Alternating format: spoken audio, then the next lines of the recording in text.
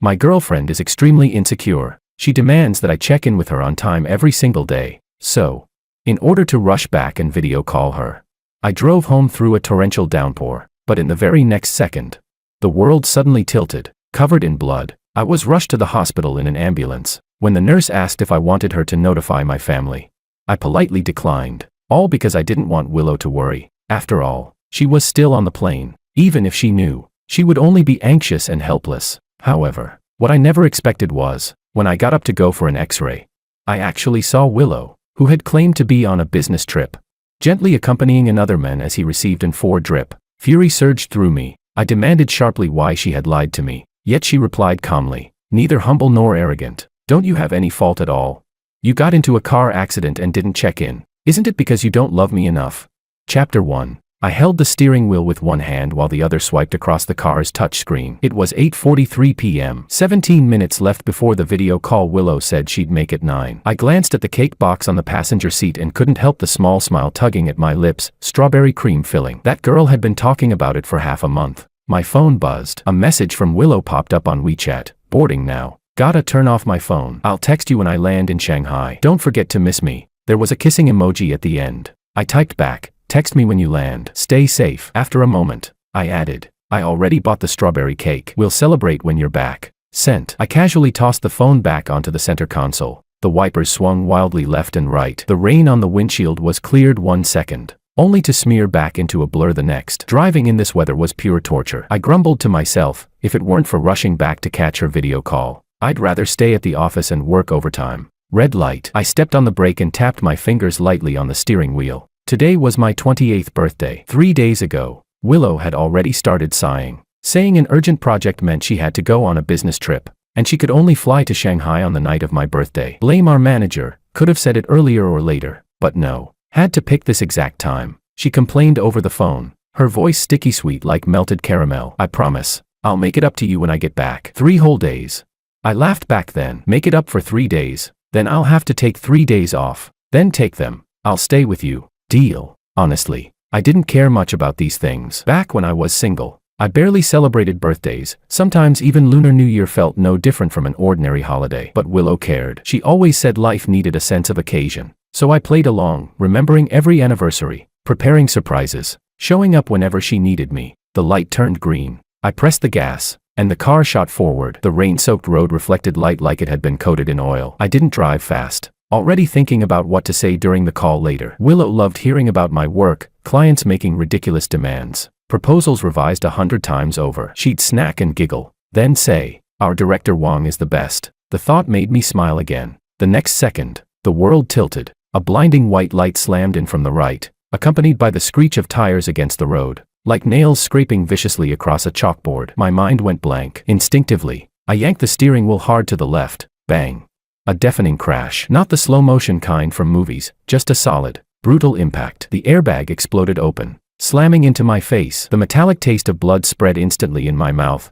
I couldn't tell if it was from a split lip or somewhere else. The car spun halfway around and came to a crooked stop by the roadside. I sat in the driver's seat, dazed for a few seconds. My ears rang, like hundreds of bees holding a concert inside my head. I tried moving my fingers. They still worked. My legs too. Just my chest, aching fiercely from the airbag, making it hard to breathe. Someone knocked on the window. A blurry figure outside, mouth opening and closing. I unbuckled my seatbelt and pushed the door open. Cold wind and rain hit me head on, snapping me fully awake. I looked down. My white shirt was stained red, blood trickling down from my forehead. Sir, are you okay? A delivery guy in a yellow uniform ran over with an umbrella, his voice trembling. I waved a hand, trying to say I was fine, but ended up coughing instead. I pulled out my phone. The screen was shattered like a spider web, but it still lit up. I unlocked it, instinctively checking the time. 8:51 p.m. 9 minutes left. Unbelievable. Still thinking about that video call at a time like this. Even I found it absurd.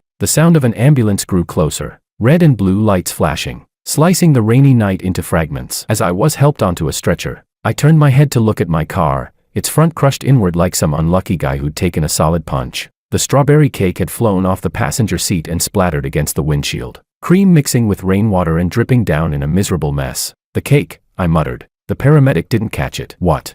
Nothing. They took me to the nearest municipal hospital. The emergency room was brightly lit. completely different from the pitch-black rain outside. The air smelled of disinfectant, mixed with a faint trace of blood. The stretcher wheels rattled across the floor, echoing down the corridor. I was pushed into a treatment room, where a nurse came over to tend to my wounds. There was a cut on my forehead, 5 stitches, possibly a rib injury, needed an x-ray. My right wrist was sprained, swollen like a bun. You're pretty lucky, the doctor said while writing in my chart. The other driver was drunk, full responsibility. You had your seatbelt on, or it could have been much worse. I nodded, saying nothing. The anesthesia hadn't fully worn off yet. My forehead felt numb, almost unreal. I stared at the fluorescent lights on the ceiling, my mind completely empty. Chapter 2. After my wounds were treated, the nurse told me to go to the 4-room for 2 hours of observation. Where are your family members? Have you informed them? She asked. I paused for a moment. I'll let them know later. I didn't actually want Willow to know. She was on a plane. There was nothing she could do except worry. Tomorrow. I'd tell her tomorrow. The 4-room was at the corner of the first floor of the emergency building.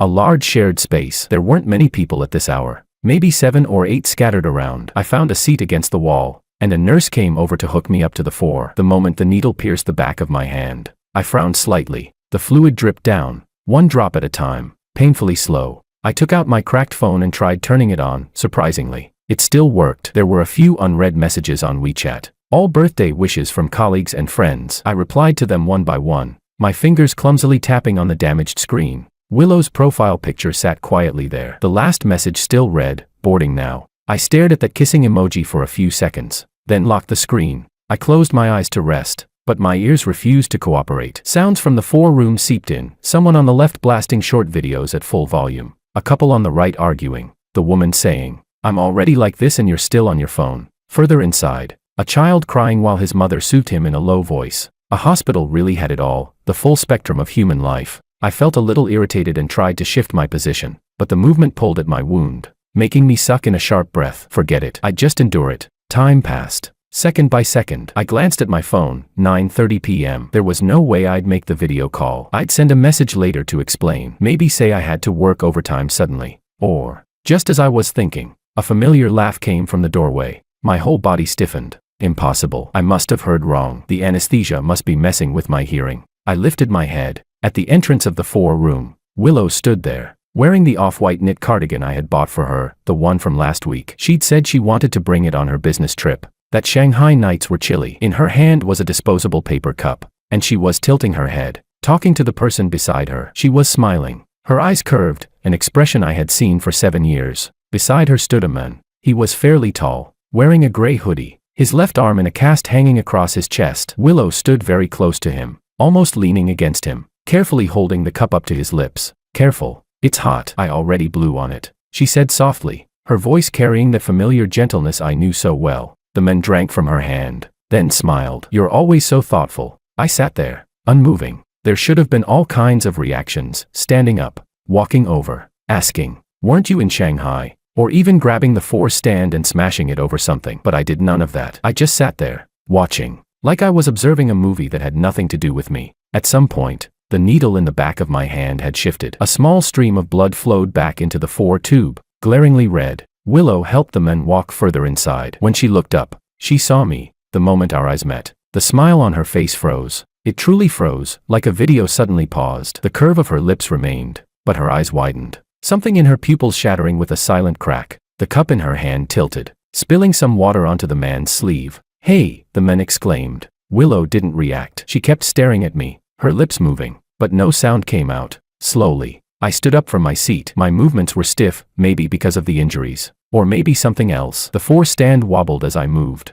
its wheels scraping softly against the floor. I walked toward them. 1 step, 2 steps. My footsteps echoed clearly in the quiet 4-room. Willow finally snapped back to her senses. Almost instinctively, she took half a step back, positioning herself in front of the man, shielding him. That small movement made me pause for just a fraction of a second. It was subtle, but I felt it. Chapter 3. Interesting, I thought to myself. I stopped about 3 steps away from them. First I looked at Willow, then at the men behind her. Makoto. I knew that name. There were photos of him in Willow's old phone album, from their college days, wearing a basketball jersey, smiling bright and carefree. In person, he looked a bit older than in the photos, but still fairly decent. "George, you." Willow finally found her voice, but couldn't finish. She looked at the bandage on my forehead, the bloodstains on my white shirt, the 4 tube in my hand with blood flowing back into it. Her face turned paler by the second. What happened to you?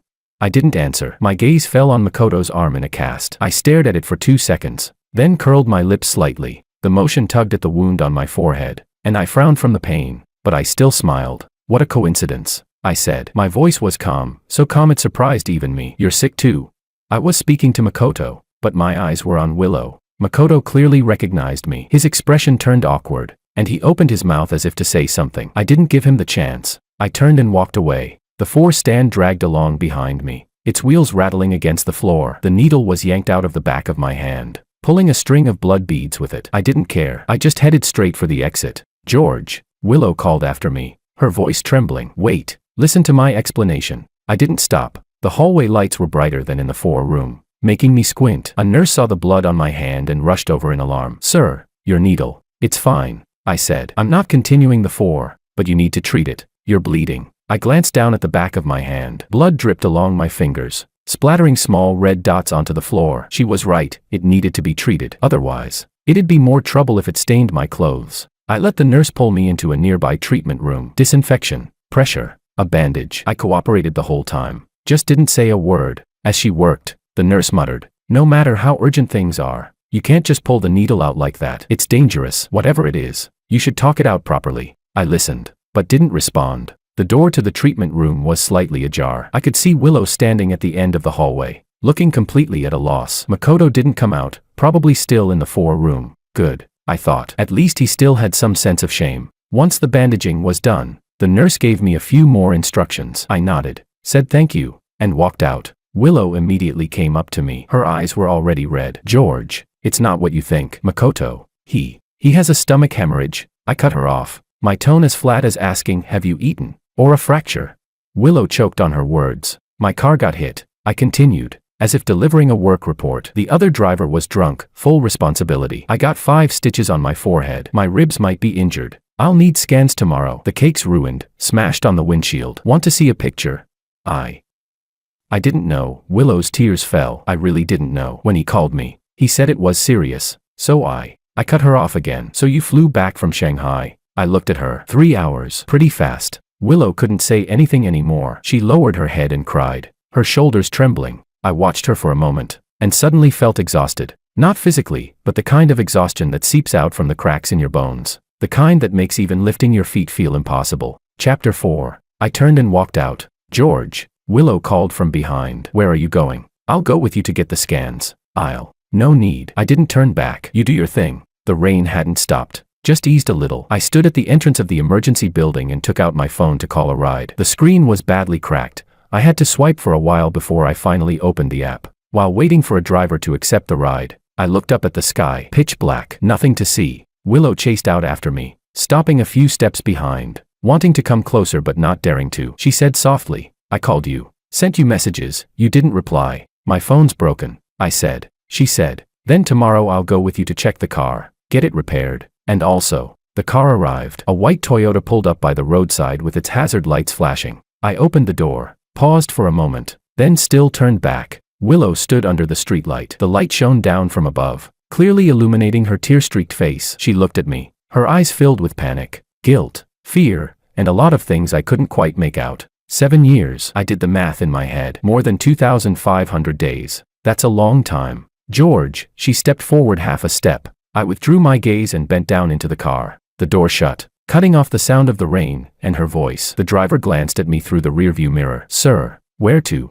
I gave him my home address. The car started and drove away. As we passed the entrance of the emergency building, I glanced at the rearview mirror. Willow was still standing there, her figure shrinking in the rain until it became a blurry dot. I turned back and closed my eyes. The edge of the bandage on the back of my hand had started to peel. I pressed it down. It hurt a little, but compared to the wound on my forehead, compared to my possibly fractured ribs, this pain was nothing. Nothing at all. I stayed home for 3 days. Stayed was a stretch. I wasn't idle. The insurance company called. The traffic police called. The dealership called. Like a customer service rep, I repeated the details of the accident over and over again, so many times that I almost believed it myself. That night, I was just an unlucky guy. Pure bad luck. My ribs weren't too serious, a hairline fracture. The doctor told me to rest. The stitches on my forehead would take a few more days before removal. Walking around with gauze on my head, neighbors would ask, George, what happened?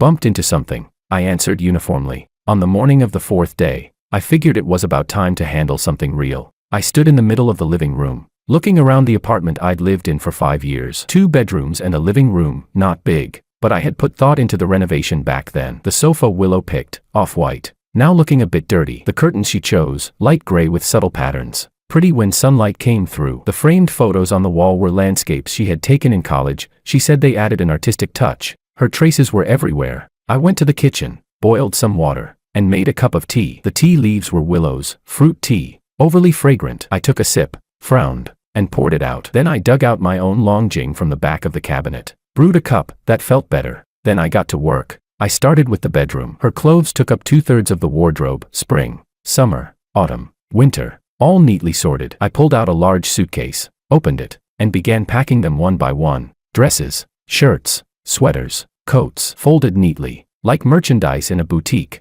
Halfway through, I noticed a dress that looked familiar, her birthday gift from me last year. She had said the color was too bright to wear out, but she still kept it, saying she'd save it for a special occasion. She never wore it. The tag was still on. I stared at the dress for a good half-minute, then folded it and placed it into the suitcase. The jewelry box was on the vanity. I opened it, messy inside. Single earrings missing their pair, tangled necklaces, bracelets with missing stones. I remembered one time Willow had knocked it over in a hurry. The two of us had spent half an hour on the floor searching. In the end, we found it stuck under a slipper, and laughed so hard we couldn't even stand straight. Chapter 5. I picked out the pieces that could still be worn and wrapped them carefully in a soft cloth. As for the broken ones, I hesitated for a moment, then packed them up too, just in case she still wanted to keep them. I didn't recognize most of the bottles and jars on the vanity. I checked them one by one: toner, lotion, serum, cream. One small bottle stood out, especially delicate. I picked it up and looked. It was perfume. Willow had mentioned it before, said it was expensive, so she used it sparingly, only when meeting my parents. I twisted open the cap and took a sniff. The scent was faint, hard to describe. I closed it and placed it into a separate bag. There was a photo album in the drawer. I flipped it open. The first page was a picture of the two of us. Sophomore year, autumn, under the ginkgo trees on campus. Back then, she had short hair, and I wore black framed glasses. We both smiled like we had no worries in the world. I flipped through more pages. Graduation photos, the first apartment we rented, our trip to the seaside, last spring festival at my place. One photo after another, page after page of time. I closed the album. I didn't put it into the suitcase. Instead, I took some bubble wrap used for shipping, wrapped it layer after layer, and set it aside separately. My phone buzzed. I picked it up. It was Willow. More than a dozen unread messages on WeChat. The latest one read, "Can we talk, please?" Scrolling up, there were more. That day was really unexpected. Makoto suddenly had a stomach hemorrhage. He doesn't have any family here. I admit it was wrong to lie to you, but I was afraid you'd overthink. How are your injuries? I want to come see you. George, can you reply to me? I swiped through them, but didn't respond. I placed the phone face down on the table and went back to work. There wasn't much in the study. Willow's books filled one shelf, mostly novels and magazines. She also had a habit of copying down sentences she liked and pasting them into a notebook. I flipped through it. Neat, delicate handwriting, densely packed. May there be years to look back on, and may we grow old together in deep love. The mountains and rivers stretch far and wide. The world is full of life's warmth. None of it is you, yet none of it is not you. I have always been a firm materialist, but for you, I wish there were an afterlife. Below that last sentence, she had drawn a small heart in red ink. I stared at that heart for a long time. Then I tore out the page, folded it once, then again, and slipped it into the inner compartment of my wallet. I closed the notebook and put it back on the shelf. The rest were miscellaneous items: her used mug, her favorite cushion, the stuffed toy by the bed, the sticky notes on the fridge. One by one, I sorted them, packing what needed to be packed, throwing away what needed to go. By 2 p.m., 3 large boxes and 1 suitcase were piled up in the living room. I sat on the floor, leaning against the sofa, and lit a cigarette. I didn't smoke often, only when I was especially tired or especially annoyed. Willow used to forbid me from buying cigarettes, saying smoking too much would make me die early. Back then, I laughed. Then you'll have to stay with me longer. Thinking about it now, that sounded pretty stupid. Halfway through the cigarette, the doorbell rang. I didn't move. It rang again. This time someone held it down, the sound sharp and grating. I sighed, stubbed out the cigarette, and got up to open the door. It was a delivery man. "Mr. Wong, your package. Please sign here." I took the form and glanced at it. The sender was Makoto. The address listed as some hospital. I frowned slightly and opened it. Inside was a fruit basket, along with a card. "Mr. Wong, Sorry for the trouble caused. Wishing you a speedy recovery, Makoto. The handwriting was neat. Chapter 6. I stared at the fruit basket for a few seconds, then picked it up, turned around, walked to the stairwell, and tossed it into the trash can. When I came back, the delivery guy was still there, staring at me in confusion. It was spoiled, I explained briefly, then shut the door. I washed my hands and went back to packing. The fruit basket was like a small interruption, nothing that left any trace in my mind. By evening, everything was done. I called a moving van. When the driver came upstairs and saw the scene, he asked, "Moving out?" "Yeah, just delivering some stuff." "Where to?"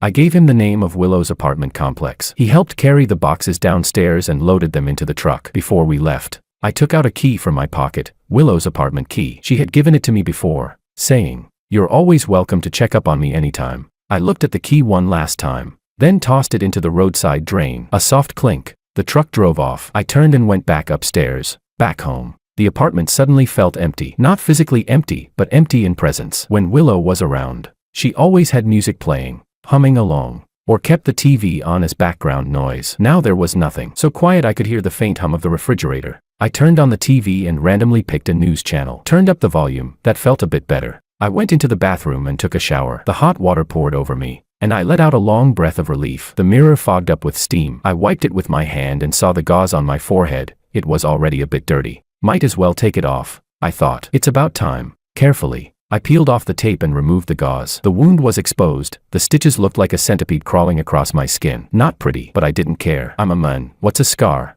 By the time I finished showering, it was already dark. I didn't feel like cooking, so I ordered takeout. While waiting, my phone buzzed again. This time, it wasn't Willow. It was Makoto. A long text message. "Mr. Wong, I don't know if you received the fruit basket I sent earlier. First, I want to sincerely apologize. What happened that night was purely a misunderstanding. Willow is a kind girl. She was only taking care of me out of friendship. What's between us is long in the past. I hope you won't misunderstand. Also, I heard you were injured in a car accident, and I feel very guilty. If you need any help, please don't hesitate to contact me. Once again, my apologies." I read it and didn't reply. I took a screenshot and sent it to Willow. Then I typed, "Keep your men in check." Sent. The takeout arrived, my usual braised chicken rice. I turned on the TV and ate while watching. The news was reporting on a local construction project. I glanced at it. Isn't that the one our company bid on?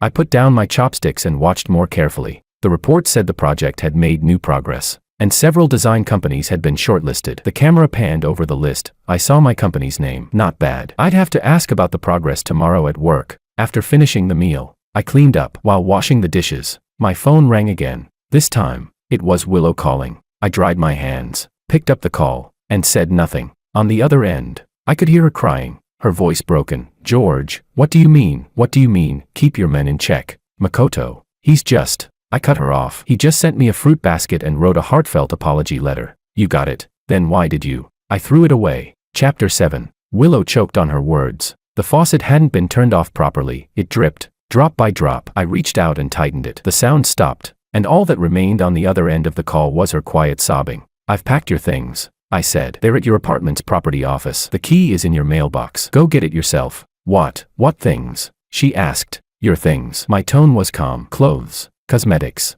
books, all those little things you've collected." I wrapped the photo album separately, didn't want it to get crushed. You packed my things." Willow's voice rose. "George, what gives you the right to touch my stuff? We haven't broken up."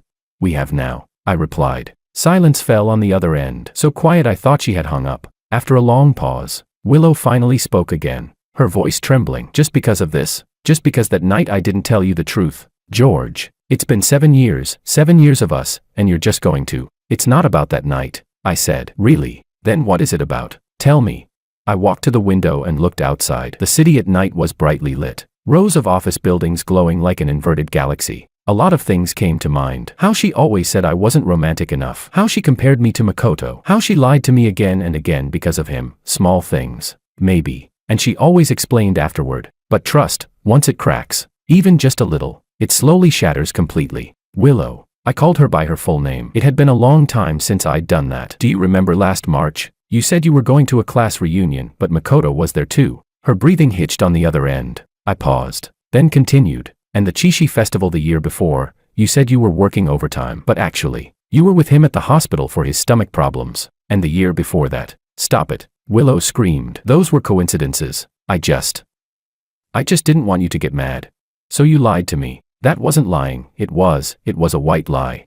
I laughed. I actually laughed. I clutched my ribs, it hurt a little from laughing too hard. Fine, I said. Then this is also a white lie. I'm kindly informing you that we're done. George, you can't do this. Let's talk this through. I'll come find you right now. Don't, I said, frowning. The smile faded. Even if you come, I won't open the door. I hung up. The world went quiet. Chapter 8. I stood by the window for a long time, until my legs started to go numb. Then I walked back to the living room, cleaned up the takeout containers, and carried the trash bag to the door. After a moment's thought, I picked up the slippers Willow had left behind, the pink ones with rabbit ears, and tossed them into the trash bag as well. After that, I washed an apple and sat on the sofa, biting into it. A comedy skit was playing on TV, people laughing and joking around. I watched it, didn't find it funny, but didn't feel sad either. Just empty, like a piece had been carved out of my chest, and wind was rushing through the hollow space. Strangely, it didn't hurt. My phone lit up again. This time it was WeChat. Willow, I've packed your things at your apartment. They're at the property office. The key is in your mailbox. Word for word, she sent back exactly what I had said earlier. I stared at the message for a full minute. Then I replied, got it. After a moment, I added, don't contact me again. Sent. I put my phone on silent and tossed it onto the sofa. The variety show ended, and commercials started playing. I grabbed the remote and flipped through channels, back and forth, until I stopped at a sports channel. A soccer match. No idea which teams, but it was intense. I got into it. Outside, the night deepened. The living room was lit only by the flickering glow of the TV. The half-eaten apple sat on the coffee table, oxidized, turning slightly yellow. I curled up on the sofa, eyes fixed on the screen. A goal was scored. The commentator shouted in excitement. I followed along, yelling, nice shot. My voice echoed once in the empty room, then faded. It was late. The day I returned to work, there was still a bandage on my forehead. My colleague Chris was the first to notice. He let out a whistle. George, what? Did you go star in an action movie? Car accident, I said lightly, placing my briefcase on my desk. Serious? You okay? Not too bad, I replied. Just a few stitches. Chapter 9. People in the office gradually gathered around, asking questions all at once. I dealt with them one by one, and in the end said, I'm really fine. Just need a favor from everyone. No late nights for me recently. The crunch work will have to rely on you guys. I said it politely, but the meaning was clear. Everyone on the project team knew I never pulled rank and never dodged responsibility. Now that I'd spoken up, they naturally gave me their support. Don't worry, George.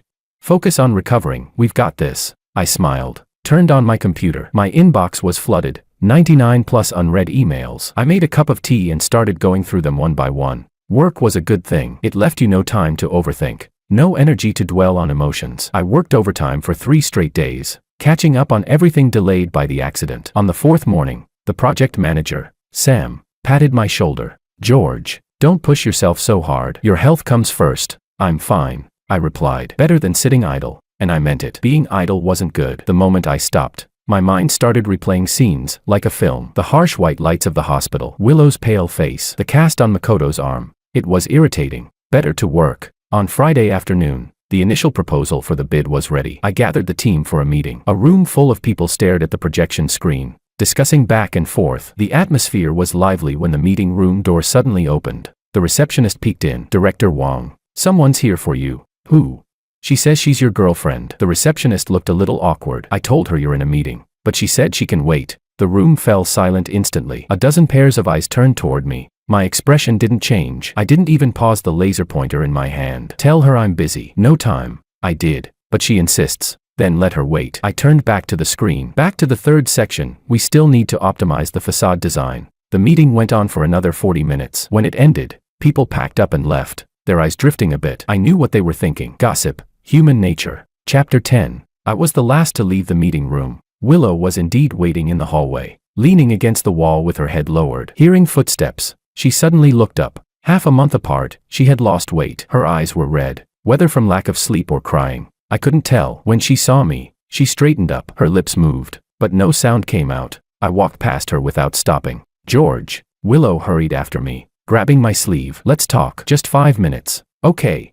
People were passing by in the hallway, glancing over. I stopped and turned around. Her hand was still clutching my sleeve tightly, her knuckles pale. I looked down at her hand, then back at her. Let go. I won't. Her voice trembled with tears. You won't answer my calls or messages, what else can I do? I had no choice but to come here. I frowned. Say what you need to say. Willow took a deep breath, as if gathering all her courage. About Makoto, I really can explain. That night, his stomach hemorrhage was very serious. He had no one around. So I cut her off. So you lied to me and said you were on a business trip. Willow, when you were making up that lie, did you think about what I was doing?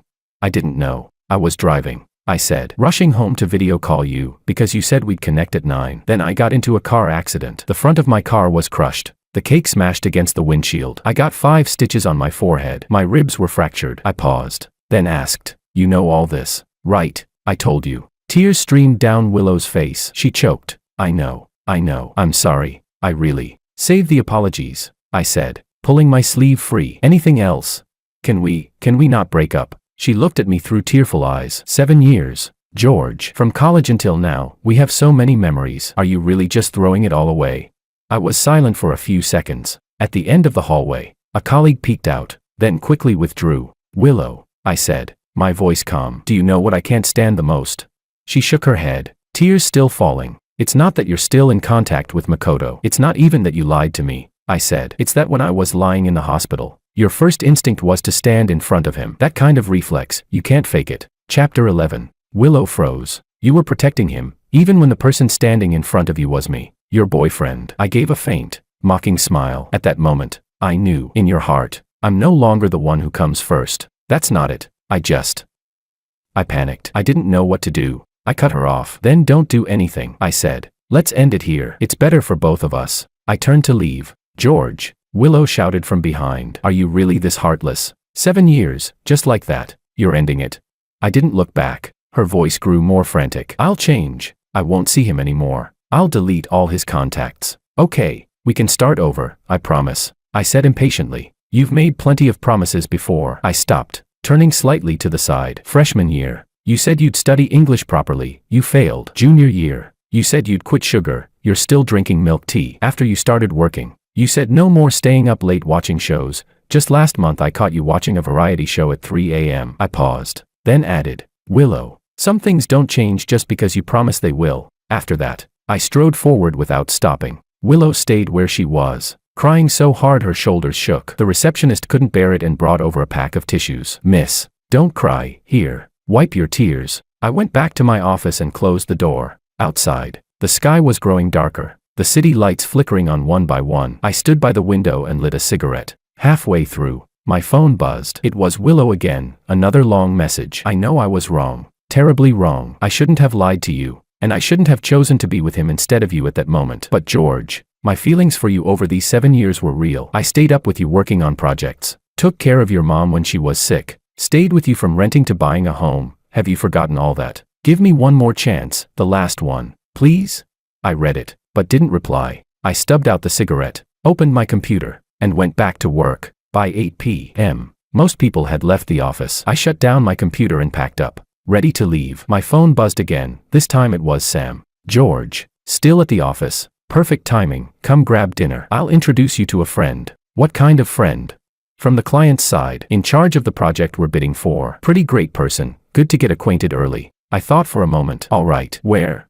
Sam sent the address, a private dining restaurant. I took a taxi there. Traffic was a bit heavy. I leaned against the window, watching the neon lights blur past. When I arrived, Sam was already in the private room. Besides him, there was a woman, early 30s, short hair, wearing a white shirt, sharp and professional. Come, let me introduce you. Sam stood up. This is Anna, the project lead from the city investment side. Anna, this is our company's design director, George Wang, young and talented. Anna Sue stood up and extended her hand. Director Wang, I've heard a lot about you. You're too kind, Miss Sue, I said, shaking her hand. Just call me George. Chapter 12. The three of us sat down. Sam busied himself ordering dishes, while Anna and I started chatting. I had expected it to be just polite small talk, but as we talked, we found we actually got along quite well. Anna also had a background in architecture before transitioning into project management. She was very interested in our company's proposal and raised several questions, each one right on point. I answered them one by one, and the conversation grew deeper. Before we knew it, we had completely left Sam out. Hey, that's enough. You too, Sam said, half laughing, half exasperated. We're here to eat, not talk shop. Anna smiled. Sorry, Occupational habit. She picked up her teacup and raised it to me. Director Wong, I've seen your professional capabilities for myself. I hope we'll have the chance to work together. Let's hope so, I said, raising my cup. Dinner lasted until after 9. Sam had something to do and left early. Anna and I stayed a bit longer, continuing to talk about the industry. She was easy to talk to and a great listener. Whenever she chimed in, it was always right to the point. When it came time to pay, we both tried to grab the bill. In the end, Anna won. This one's on me, she said. Let's treat it as an early celebration for a successful collaboration. I didn't insist. Then I'll get the next one. Deal. When we stepped out of the restaurant, the night breeze felt pleasantly cool. Anna's car was parked across the street. She asked, "How are you getting back? Want a ride?" "No need. I'll call a cab. This area's not easy to get a ride at this hour," she said, glancing at her phone. "It's on my way anyway. I'll drop you off." I hesitated for a moment, then got into her car. Soft music played inside. The air smelled fresh and clean, not like Willow's car, which was always filled with perfume. Anna drove steadily, speaking little, occasionally asking for directions. While waiting at a red light, she suddenly said, "Is your forehead okay?"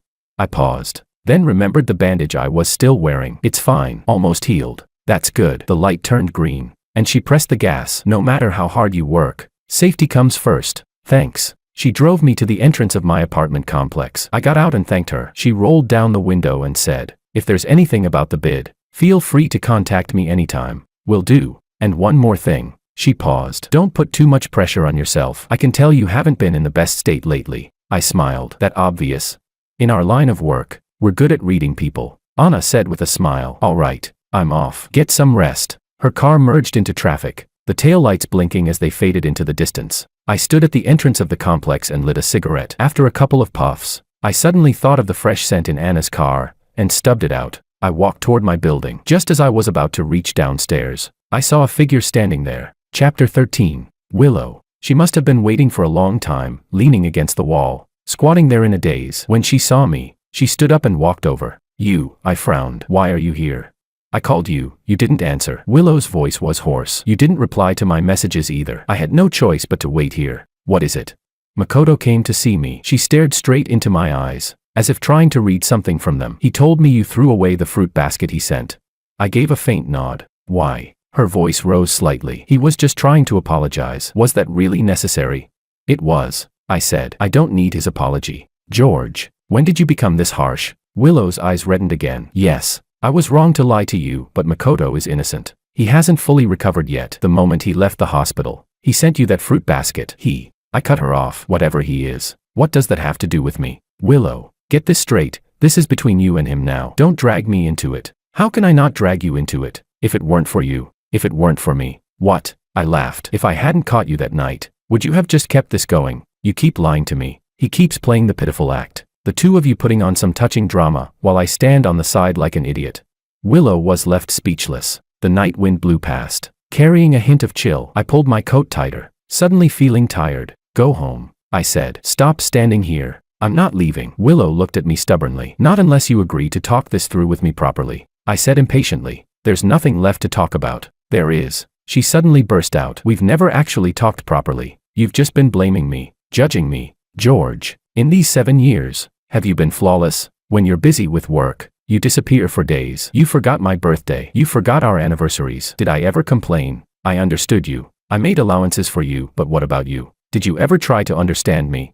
Chapter 14. I looked at her and said nothing. Willow wiped her tears and continued. "Yes, I was wrong to lie to you, but why did I lie? Because every time you heard Makoto's name, you got angry. I didn't dare tell you. I was afraid you'd get mad. Afraid we'd argue. I thought once he got better, everything would be fine. So it's my fault?" I asked. "That's not what I meant." "That's exactly what you meant." I nodded. "Fine. I'll take it. My fault. I wasn't attentive enough. Not thoughtful enough. Didn't care about you enough. So you went to Makoto." "Makes perfect sense." "I didn't." "Willow," I interrupted her, my voice quiet. "Can we stop tormenting each other?"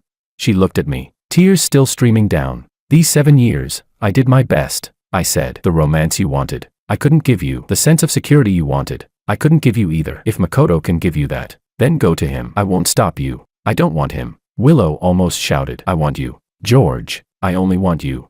But I don't want you anymore." The moment the words left my mouth, both of us froze. Even I hadn't expected to say it so directly. But strangely, after saying it, I felt lighter, like a heavy stone that had been pressing on me was suddenly lifted. Willow's face turned deathly pale. She opened her mouth, trying to say something, but no sound came out. In the end, she just shook her head, over and over. I turned and walked toward the building. "George," she shouted behind me, her voice breaking apart. "You'll regret this. You will regret this." I didn't look back. The elevator moved upward slowly. My reflection stared back at me in the mirrored walls. The edge of the bandage on my forehead had started to peel. I pressed it down with my hand. When I got home, I took a shower. The hot water washed over me, loosening the tension in my body bit by bit. Afterward, my phone buzzed again. This time it was Anna. "Did you get home?" I dried my hair and replied, "Yeah, thanks again for today." "You're welcome. By the way, are you free next Wednesday? There's an architecture forum, pretty interesting. Want to go together?" I stared at the message for a long time. Then I typed, "Sure." Sent. Outside, the night had deepened. In the distance, faint sounds of traffic drifted through, like the steady, quiet breathing of the city. I turned off the lights and lay down on the bed. The pillow carried a faint scent of detergent, lemon, freshly washed. I buried my face into it and took a deep breath. Then I closed my eyes and fell asleep. A dreamless night. Chapter 15. Days passed one after another, as quickly as flipping through pages of a book. My life gradually settled into a new rhythm. I woke up at 7 every morning, made coffee, toasted bread, and ate breakfast while listening to the morning news. Left the house at 8, took line 4, then transferred to line 2, and arrived at the office before 9. Lunch was with colleagues, sometimes takeout, sometimes the company cafeteria. In the evenings, if I wasn't working overtime, I'd spend an hour at the gym or watch a movie. So routine it almost didn't feel like me. One day, Sam joked, "George, are you trying to become immortal? Not a trace of worldly life left in you." I just smiled and said nothing. I thought it was fine this way. Peaceful. Willow didn't come looking for me again. She did send a few messages on WeChat, not long. Nothing important. Things like, "It's getting colder. Wear more. Saw your moments. Did your project win the bid? Congrats. Passed by that bakery you like. It closed. Kind of a shame." I didn't reply. Didn't block her either. Just left it there. Blocking felt too deliberate. Like I still cared too much. Better to leave it. Like a stranger. Makoto, however, showed up again, in a way I didn't expect. That day, I was in the office drafting designs when the receptionist knocked and came in, looking a bit awkward. "Director Wong, someone's here for you. Says he's your friend." "Who?" "Last name Ito." "Makoto." My pen paused for a moment. I looked up, thought about it, then said, "Let him in." When Makoto walked in, I was organizing blueprints. My office wasn't big, a desk, 2 computers, walls covered in design drafts. He stood at the door, glanced around, then fixed his gaze on me. "Mr. Wong, sorry to disturb you." I gestured to the chair across from me. "Sit." Makoto sat down, holding a paper bag, which he placed on the desk. "Just a small token. I heard you like tea." I glanced at the bag but said nothing. Leaning back in my chair, hands folded on the desk, I asked, "Mr. Ito, what brings you here?" My tone was flat, like I was receiving an ordinary client. Makoto seemed slightly uncomfortable. He cleared his throat. "Well, I heard your company is bidding for the commercial complex project in the East District. I happen to have a friend in the planning bureau there." "Mr. Ito," I interrupted, "if it's business, go through proper channels. If it's personal," I paused. "I don't think we have anything personal to discuss." Makoto faltered, his expression stiffening, but he quickly adjusted, forcing a smile. "Don't misunderstand, Mr. Wong. I just wanted to apologize for what happened before. That day at the hospital, and the fruit basket. I didn't think it through." I looked at him, saying nothing. He continued, his tone sincere. "Willow hasn't been doing well lately. I know I'm not in a position to say this, but since this situation started because of me, I can't help but feel guilty. If possible, I hope you can give her another chance, talk things through properly." "Talk about what?" I asked. "About the two of you," Makoto said. 7 years together, it's not something you can just throw away, right? And Willow told me, she really regrets it. She cries every day." "Mr. Ito." I cut him off again, still calm. "First, Willow and I have already broken up. That's between the two of us, no need for a third party. Second, however you act in front of her is your business. Don't come perform here. Third," I stood up and walked to the door. "The door's over there. I won't see you out." The smile on Makoto's face finally collapsed. He stood up and stared at me. "Mr. Wong, that's a bit too cold, don't you think?"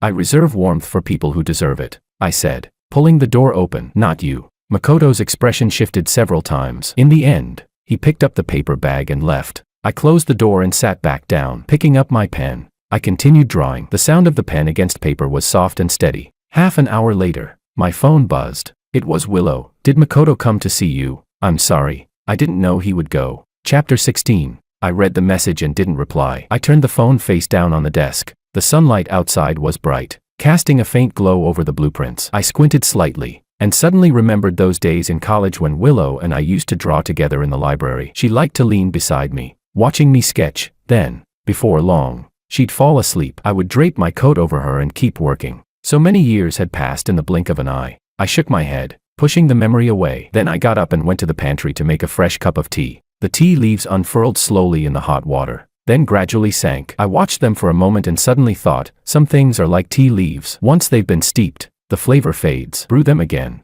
and it's just not the same. The bidding project entered its final stage, and I was so busy my feet barely touched the ground. I worked overtime for several days straight, getting home past midnight every night. One evening, it was raining. I stood downstairs at the office trying to hail a cab, but after 20 minutes, nothing came. I was just wondering whether to walk to the subway station when a white SUV pulled up in front of me. The window rolled down. It was Anna. Director Wong. Still working this late?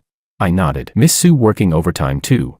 Just finished a meeting. Anna smiled. Where are you headed? I can give you a ride. No need to trouble yourself. I'll call a cab. She pushed the car door open directly. At this hour, in this weather, you won't get one even if you wait till morning. Get in. It's on my way. I hesitated for a moment, then got into the car. The air inside still carried that fresh scent. This time I recognized it. Grapefruit. Anna put on some music. Soft piano pieces. Rain tapped against the windows. A steady patter, while the inside of the car remained quiet. Anna spoke first. I heard your proposal is very strong. We discussed it internally. Very high evaluations. Thank you, I said. It's mostly the team's effort. You're too modest. Anna glanced at me. Sam told me you've been in great form lately, like you're running on adrenaline. I smiled. He exaggerates. It's not exaggeration, Anna said, turning on the signal light. I've seen a lot of people, after a breakup, they either fall apart or spiral. People like you, who throw all their energy into work, not many. I didn't respond. I looked out the window, watching the rain stream down the glass in streaks. I got divorced 2 years ago, Anna suddenly said. I turned to look at her. My ex cheated, with his female assistant. Her tone was calm, like she was talking about someone else. She let out a small sigh. The day I found out happened to be our 5th wedding anniversary. He booked a restaurant,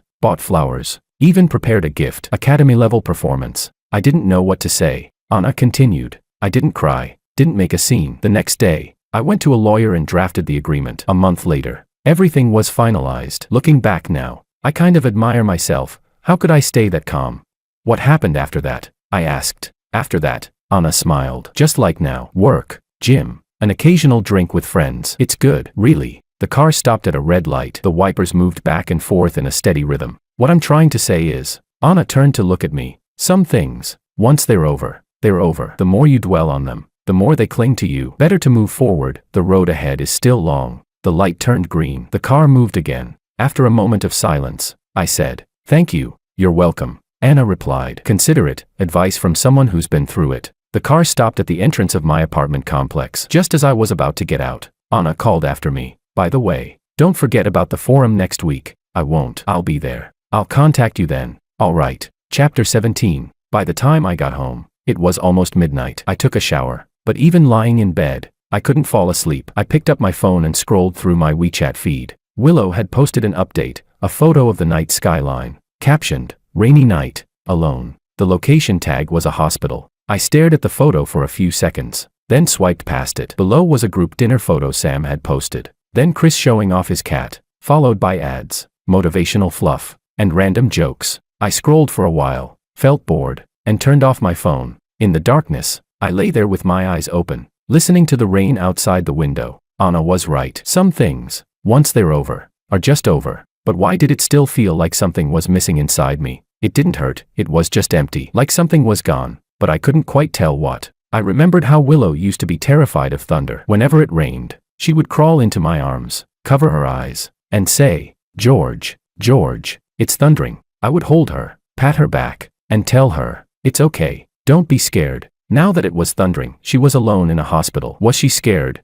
I turned over and buried my face in the pillow. Stop thinking about it, I told myself. It's all in the past. The next day was Saturday. Rarely, I let myself sleep in. When I woke up, it was already close to noon. Sunlight streamed through the gap in the curtains, casting a bright strip across the floor. I got up, made coffee, toasted some bread, then sat at the dining table and opened my laptop. There was a new email from Anna in my inbox, details about next week's forum. I replied with received, then started working through my emails. Halfway through, the doorbell rang. I frowned. Who would come at this hour? I walked to the door and looked through the peephole. It was Willow. She stood outside, holding a thermos container. Her face was pale, her eyes red and swollen. I didn't open the door. The doorbell rang again, over and over, urgent and relentless. I turned and walked back. My phone buzzed. A message from Willow. George, I know you're home. I'll just say a few words and then I'll leave. I stood in the middle of the living room, staring at the door. After about a minute, I walked back and opened it.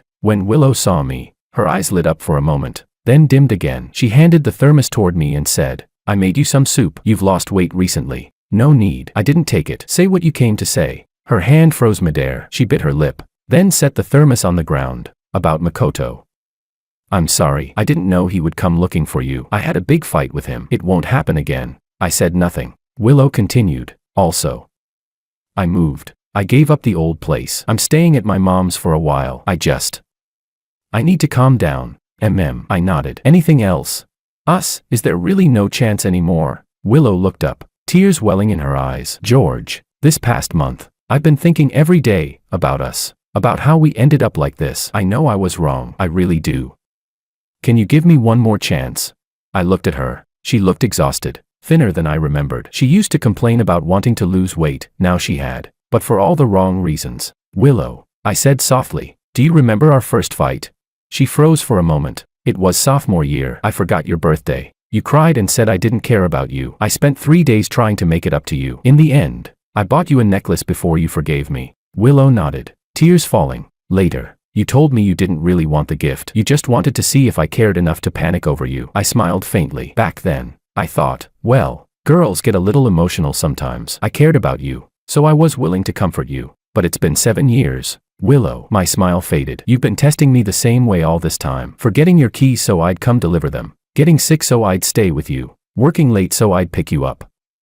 Every time you said, I just want to see if you care about me. I've been reassuring you for 7 years, and I've been tired for 7 years. Willow opened her mouth, wanting to say something, but nothing came out. Makoto was just the last straw, I said. Even without him, we wouldn't have made it. You're always asking for reassurance, and I'm always trying to prove that I love you. That kind of relationship, it's exhausting. I can change, Willow cried. I won't be like this anymore. I swear. It's not necessary. I shook my head. You won't change, and I don't want to keep waiting. Chapter 18. I bent down, picked up the thermos, and handed it back to her. Take the soup back. Drink it yourself. Don't come here again. Go live your own life. Willow didn't take it. She just cried, her shoulders shaking uncontrollably. I set the thermos on the ground, stepped back, and closed the door. The sound of the door closing was soft, but in the quiet hallway, it still seemed loud. I leaned against the door and heard her muffled sobs from outside, growing softer, fading away, until they disappeared completely. Then came the sound of footsteps, slowly moving farther and farther away. I stood there for a long time, until my legs started to feel numb. Then I walked to the window and saw Willow leaving the building, gradually disappearing at the entrance of the residential compound. The sunlight was bright, so bright it almost hurt to keep my eyes open. I picked up my phone and sent Anna a message. What time does next week's forum start exactly? Anna replied quickly, 9 a.m. Why? Can't wait. I typed, yeah, want to get there early. Sent. I put my phone back into my pocket, turned, and walked into the kitchen to start preparing lunch. As I chopped vegetables, I began humming a tune, an old song. I couldn't remember the name, but the melody was light and cheerful. Outside the window, the sky was a deep, endless blue without a single cloud. Life goes on, doesn't it? Time is a strange thing. When you stare at it, it moves slowly. The moment you stop paying attention, it slips away without a trace. Before I knew it, half a year had passed. My life became like a wound-up clock, ticking along steadily. Work, home, the gym, and occasionally grabbing a meal with colleagues. Sam said I was becoming more and more like a proper adult. I smiled and said, wasn't I proper before? You were. Sam thought for a moment and said, just not this, steady. Steady. I like that word. Living a steady life, it's pretty good. Chapter 19. We won the bidding project, and at the celebration banquet everyone partied until midnight. I was forced to drink quite a bit, but I wasn't drunk, just a little dizzy. When it ended, Anna walked over and asked, together? No need. I'll call a designated driver, she said. I called one too. Let's wait together. We stood at the hotel entrance. The night breeze carried a slight chill. Anna lit a cigarette and handed me one. I took it but didn't smoke, just held it between my fingers. Anna asked, I heard you went to Iceland a while back. Yeah, saw the northern lights. How was it? Cold, I said, but beautiful. Anna laughed. That description tells me nothing. I smiled too. What I wanted to say was, standing in that frozen wilderness, watching green light dance across the sky, you feel incredibly small. All the love, the hate, the struggles, the pain, they suddenly don't seem important anymore. But I didn't say it. Some feelings are better kept to yourself. The drivers arrived, and we got into our respective cars. Anna rolled down her window and said, "There's an architecture exhibition next week. Want to go together?" "Sure. I'll send you the details." "Okay." The car started and merged into traffic. I leaned back in my seat, watching the city lights flash past outside the window. This city is always so bright it's hard to tell day from night. Suddenly, I remembered Willow used to say she wanted to go to Iceland to see the northern lights. She said it was something she had to do at least once in her life. Now I've been there. What about her? I shook my head, forcing the thought out. It's all in the past. What's the point of thinking about it? Life goes on. The company took on a new project in a neighboring city. I led the team there for site inspections. Staying for half a month, the construction site was full of dust. Every day I ran around in a hard hat, and by the time I got back to the hotel at night, I was so exhausted I'd fall asleep immediately. One night, I dreamed of Willow. The dream was strange. There wasn't much of a plot. She was just crying nonstop, to the point it annoyed me. I asked her why she was crying, but she didn't answer, just kept crying. Eventually I got impatient and said, "If you keep crying, I'm leaving." And then I actually left. As I walked away, I glanced back once. She was still crying. When I woke up, it was still dark. The hotel room was pitch black. I sat up and lit a cigarette. Halfway through, my phone lit up. It was Anna, sending photos from the architecture exhibition. Captioned, "This design is interesting." I flipped through them one by one and replied, "It really is." Anna replied instantly, "Still awake? Just woke up." "Same here. Haven't adjusted to the time difference yet." Anna was on a business trip abroad, with a 7-hour time difference. I did the math. It should be afternoon where she was. We chatted casually, about design, projects, books we'd read recently. Toward the end, Anna said, "George, have you ever thought that we get along pretty well?" I stared at that sentence for a long time. Then I replied, "Yeah." She asked, "So, want to give it a try?" I didn't answer right away. I walked to the window and pulled open the curtains. Dawn was just breaking outside. The city hadn't fully awakened yet. It was quiet, like a painting. I thought about a lot of things. The past 6 months, the northern lights in Iceland, the dust at the construction site, and Willow crying in my dream. In the end, I typed, "Anna, you're great, really, but right now, I'm probably not ready to start a new relationship." Sent. It took a while before she replied, "Got it. Let's pretend I didn't say anything. Sorry. No need to apologize." Anna sent a smiling emoji. I was being a bit impulsive. Being friends is good too. Yeah, friends. Chapter 20. I put down my phone. It was already daylight. I splashed some water on my face and looked at the person in the mirror. The scar on my forehead had faded a lot, barely noticeable unless you looked closely. That's good. Some things should be like this, slowly fading away. When the inspection ended, on the day we headed back, the project team suggested stopping by a nearby ancient town. Since we're already here, they urged. I originally wanted to head straight back, but couldn't resist the persuasion, so I went along. The town was old, stone-paved streets, white walls, black tiles, small bridges overflowing water. There weren't many tourists, just a few scattered groups wandering leisurely. I walked alone by the river, watching an old man fishing. The fishing rod didn't move, and neither did he. He just sat there calmly, like a statue. I found the scene interesting and took out my phone to snap a photo. Just as I was about to put it away, I looked up and saw someone standing across the bridge. Willow. She was wearing a light-colored dress, her hair cut short to her shoulders. She held a cup of coffee, looking at me. We stood on opposite sides of the small river, staring at each other for a few seconds. I moved first. I crossed the bridge and walked up to her. "What a coincidence," I said. Willow nodded. Her voice was a little dry. "Yeah, what a coincidence." She had lost weight. Her skin looked paler, but her gaze was much calmer. It no longer carried that constant unease she used to have. I noticed a wooden bracelet on her wrist. It looked old. "How come you?" I started. "I'm staying here for a while," Willow said. "Writing something." "Writing?" "Yeah. Just casually." She smiled a little awkwardly. "What about you?" "Here for fun." "Business trip." "Just passing by." For a moment, neither of us spoke. Ducks swam by in the river, quacking, leaving ripples behind them. "You've been," Willow started, then stopped. She tightened her grip on her coffee cup. "How have you been?" "Not bad," I said. "You?"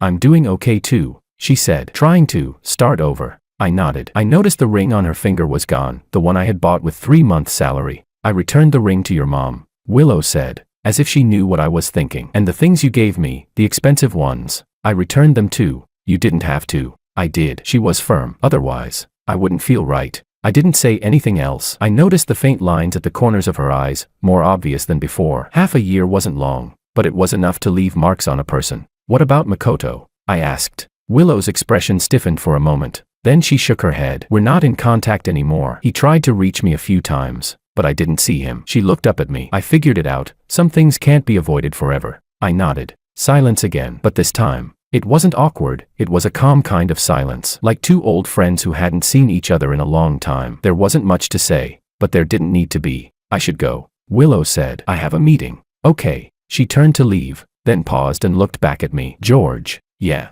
I'm sorry. Her voice was soft, but clear. I really am. I looked at her for a long moment. Then I nodded. I know. Not, it's okay. Not, I forgive you. Just I know. Willow's eyes turned red, but she didn't cry. She forced a smile. Then, goodbye. Goodbye. She left, walking slowly along the stone-paved road. Her dress fluttered in the wind, like a fallen leaf. I stood there, watching her disappear at the end of the alley. Then I took out a cigarette and lit it. Halfway through, a colleague called. George, where are you? We're leaving. Coming. I stubbed out the cigarette and headed back. Passing by a small shop, I saw some handmade ornaments displayed outside. I stepped in and looked around, eventually picking a small wooden duck, simple and cute. Gift or for yourself? The shop owner asked. For myself. All right, I'll wrap it up for you. I took the little wooden duck and walked out of the shop. The sunlight was warm on my skin. Suddenly, I remembered that long ago, Willow had given me a small wooden carving too, a rabbit. She said I was like a rabbit, gentle on the surface, but capable of biting when pushed. Where did that carving go?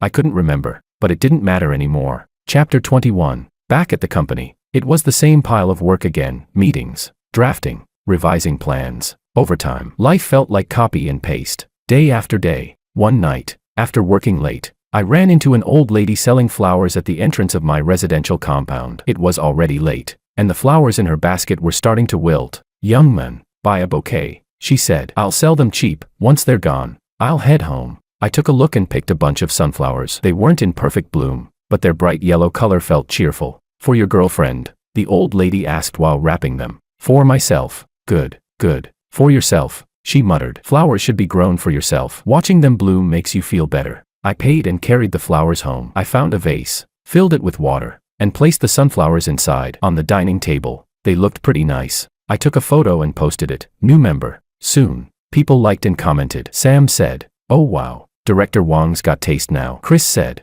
George growing flowers. Did the sun rise in the west? Anna left a smiling emoji. Willow liked it too. It was the first time she had liked one of my posts since we broke up. I stared at that like for a few seconds, then scrolled past it. I changed the water for the flowers and wiped down the table. By the time I finished, it was almost 11. I took a shower and lay in bed, but I didn't feel sleepy. My phone lit up. It was a voice message from my mom. Son, are you asleep? Aunt Jean introduced a girl to you. I sent you her photo. Take a look. I opened the photo. She looked quiet and gentle, wearing glasses, taken in a library. I replied, Mom, I don't want to date right now. You're already this age and still not dating. Waiting to stay single forever.